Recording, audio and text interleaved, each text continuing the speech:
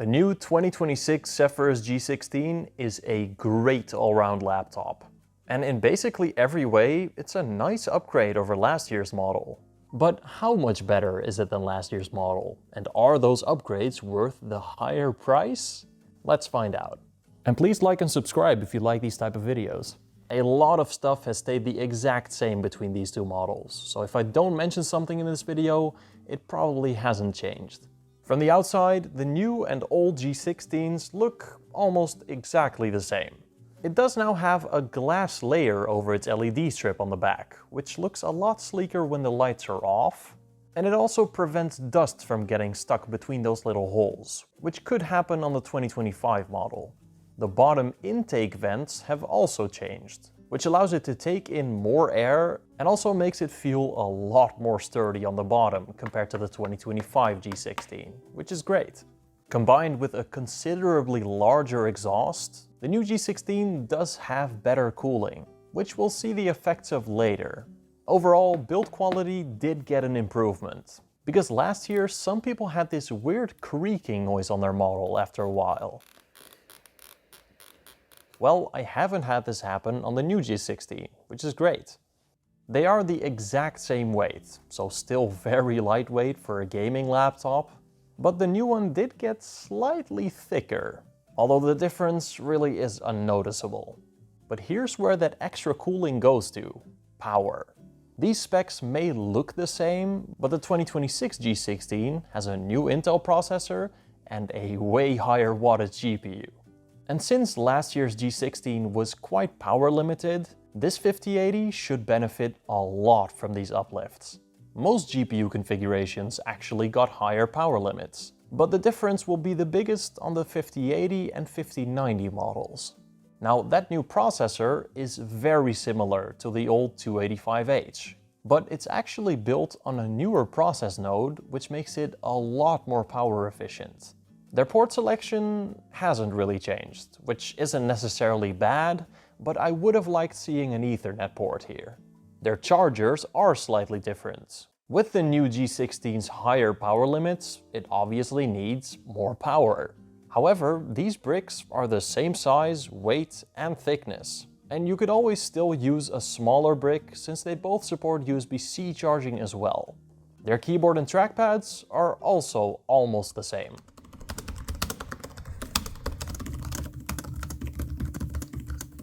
The key surface on the new one does feel slightly smoother, but that's probably just because it's less worn out than the old one. But the key font is actually a little different. The new G16 has less of a gamery look to it. Now, the trackpad on the new one does rattle less.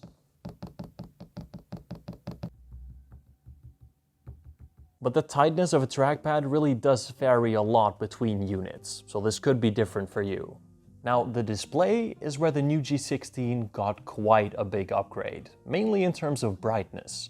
The old G16 already got plenty bright, at a maximum of 500 nits, but the 2026 model goes all the way up to 1100 nits. So if you use your laptop outside a lot, or near a window, you will see a difference in visibility, especially in HDR content. Other than that brightness, they're the exact same displays. So beautiful, vibrant colors, those perfect blacks of an OLED, and it's still one of the smoothest displays for gaming on a laptop. Now, what I did not expect is that the new G16 actually opens up a little further. It's not a huge difference, but you do notice it. The new one also might have a little less wobble, but again, I think this just varies per unit. But the new hinge definitely feels a little more sturdy and less fragile in my opinion. The new G16 seems to have a less grainy, softer looking webcam image. The microphone still sounds about the same though, which is great, since it sounds very high quality. But let's get to the biggest upgrade, performance. With a more efficient processor and higher power limits for its GPU, how much faster is the new G16? Well, in Cinebench R23, their CPUs perform exactly the same. Both their single and multi-core scores are within margin of error of each other, since they are pretty similar chips. But in 3D Mark TimeSpy, boy oh boy do we see improvements. That higher wattage puts this new G16 on par with some way thicker gaming laptops. But synthetic benchmarks don't always tell you the entire story. We need to see how they compare in a real-world mixed CPU and GPU workload. And these are still gaming laptops after all, so let's see how they perform in some actual games.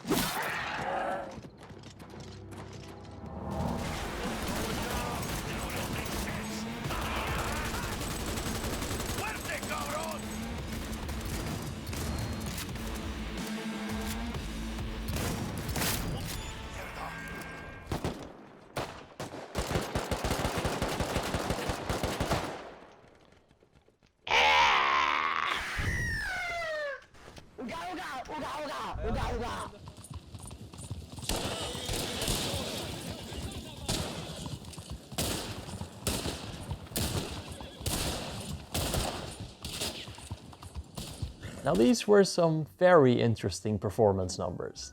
In some games, the performance uplift was minimal. 5 to 8% higher FPS is nice, but it's nothing revolutionary. Until we get to very GPU-intensive games, because Oblivion and Cyberpunk ran considerably better. But then come the CPU-intensive games, and this is more like a generational uplift in FPS, which is downright impressive. But wasn't the CPU on this model almost exactly the same in terms of performance of the old one? So how could CPU-intensive games be running that much better? Well, let's take a closer look at their CPU and GPU wattages. In heavy games, last year's G16 has its CPU running at around 35 to 40 watts. But its GPU is massively wattage limited, only reaching 105 to 110 watts most of the time. But the new 2026 G16 has its CPU running at a little lower wattage, around 30 to 35 watts. But that 5080 is reaching 140 to even 145 watts, which is a massive uplift, as you can imagine. So I think last year's model was just very GPU bottlenecked. And since this new model has that more efficient processor and just a way bigger power envelope, it's gonna be less bottlenecked, and its CPU is gonna have more room to breathe. On a laptop, its CPU and GPU have to share its total system power. So the more power it has, the more breathing room both the CPU and GPU have. And with this combination of higher power limits and a more efficient CPU, this thing just rips through games. But temperatures are also important in this equation. More power usage means more heat. So does the new G16 also run hotter? Well, in heavy games, last year's G16 had its CPU reaching maximums of around 91 to 92 degrees Celsius. And its GPU was chugging along nicely as well, with maximums up to 81 to 82 degrees, so under its thermal limits. Now, the new 2026 G16 is definitely reaching its temperature limit on its CPU, hovering around a maximum of 95 degrees. But weirdly enough, that way higher wattage 5080 ran about as hot as last year's model, at a maximum of around 84 degrees. So while the new G16 has a more efficient processor, it runs hotter, but it also has a way higher power limit 5080, but that one runs at about the same temperatures as last year's 5080. Well, the Zephyrus G16 does have a vapor chamber, so my guess is that its cooling system in general is just a bit more under load from these higher power components. The new G16 does have temperature targets for its CPU though, so if you want it to run cooler, just turn the slider down a bit. I did run all of these tests on manual mode, with their maximum wattages for everything. So both of them are already running a little hotter than in that standard turbo mode. You might want to use that if you want to keep temperatures down. But overall, the new G16 definitely has a better cooling system, but combined with higher power limits, it runs a little bit warmer. But does it also run louder?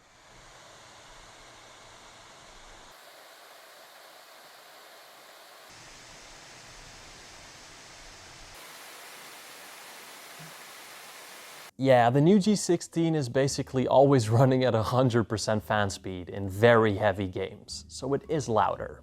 But this isn't just a gaming laptop, it's a thin and light as well, which means you're supposed to take it with you. And with a more efficient processor, does it also last longer off the charger as well? Well, I compared their battery life in two different scenarios, under light use and during gaming. In the light use test, I played a YouTube video until both their batteries died, with their displays at 80% brightness, at 60 Hz, and with their dedicated GPUs turned off. And you can see right away how much more efficient that new 386H is. While these two processors might seem the same, the 386H is built on a smaller, more advanced process node, which makes it way more efficient. And that results in it lasting almost 70% longer than last year's G16, which is a massive difference. In actual real-world use, these numbers are obviously going to be a lot lower, but even there, the new G16 is absolutely an all-day battery device. Now in the gaming test, I played Minecraft until their batteries died, with the same settings as before. And again, the new G16 lasts considerably longer than last year. Minecraft is not a very intensive game or anything, but 4 hours of battery life in any game is really impressive. But now we come to the biggest downside of the new G16, and probably the only reason why you wouldn't buy it: pricing. Last year's Zephyrus G16 with an RTX 5070 Ti can be found for around $2,600 in the US.